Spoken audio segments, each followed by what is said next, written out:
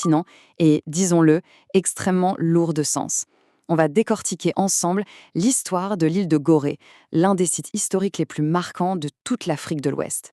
C'est vraiment un lieu unique au monde, un endroit où la géographie, les plus grandes tragédies humaines et la mémoire s'entremêlent pour raconter une histoire qui a littéralement secoué la planète entière. En fait, ce qui est le plus captivant avec cette île, c'est son paradoxe fondamental. D'un côté, on a une empreinte géographique vraiment dérisoire. L'île de Gorée, c'est minuscule, c'est un simple petit point perdu dans l'océan. Mais de l'autre côté, son rôle dans l'histoire mondiale est d'une immensité écrasante. Alors comment un si petit bout de terre a-t-il bien pu avoir un impact global aussi massif et dévastateur? C'est exactement ce qu'on va voir. Pour bien comprendre, on va suivre ce plan. D'abord, on regardera le carrefour maritime stratégique, puis le cœur de la traite négrière, suivi du fameux voyage sans retour. Ensuite, on abordera le tournant colonial français pour finir sur la mémoire, la paix et la réconciliation.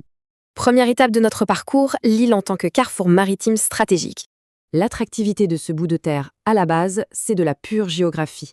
L'île n'était pas juste isolée, c'était un point de commerce maritime absolument idéal.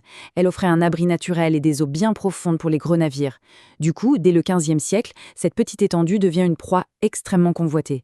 Toutes les grandes puissances européennes de l'époque, qui étaient en pleine frénésie d'expansion, voulaient absolument mettre la main sur ce spot pour sécuriser leur route vers les nouveaux continents. Le résultat? Eh bien, ça a été une succession acharnée d'occupations. C'est presque un jeu de chaises musicales militaires. Les Portugais sont les premiers à s'y installer vers 1444. Ensuite, au XVIe et XVIIe siècle, l'île passe de main en main, comme un vrai trophée de guerre entre les Hollandais et les Anglais.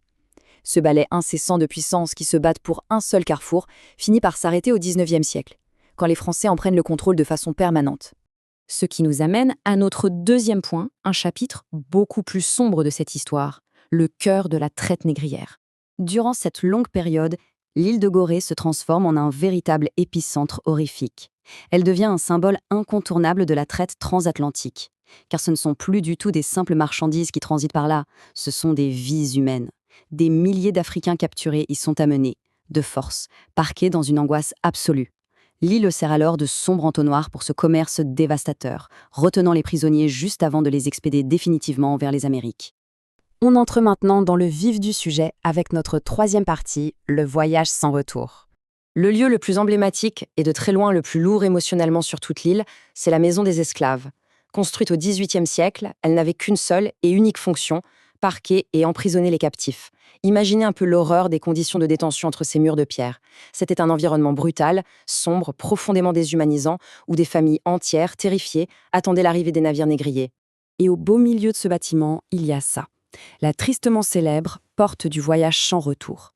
Cette simple ouverture, qui donne directement sur l'océan Atlantique, porte en elle un poids absolument indescriptible.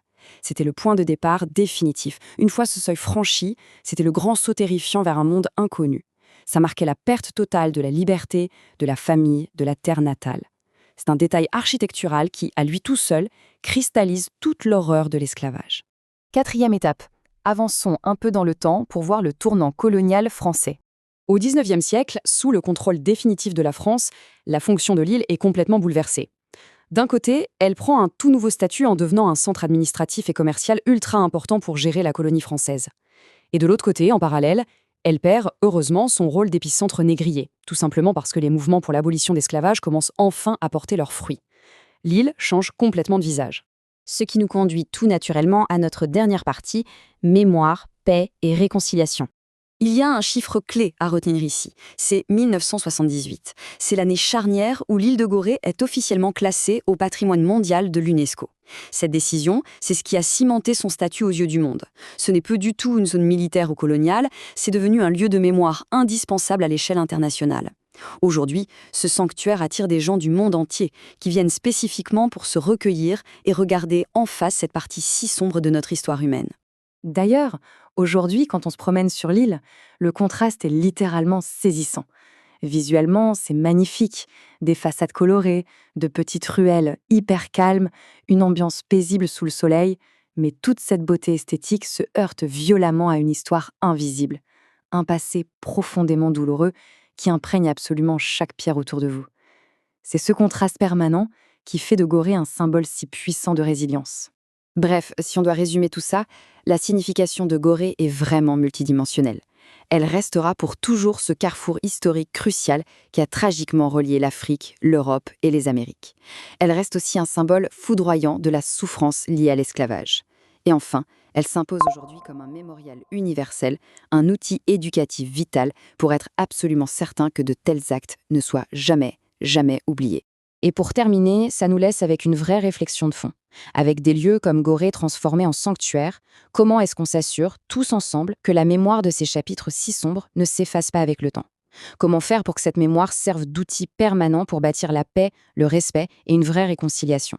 Garder cette histoire bien vivante, c'est clairement le défi majeur de chaque nouvelle génération.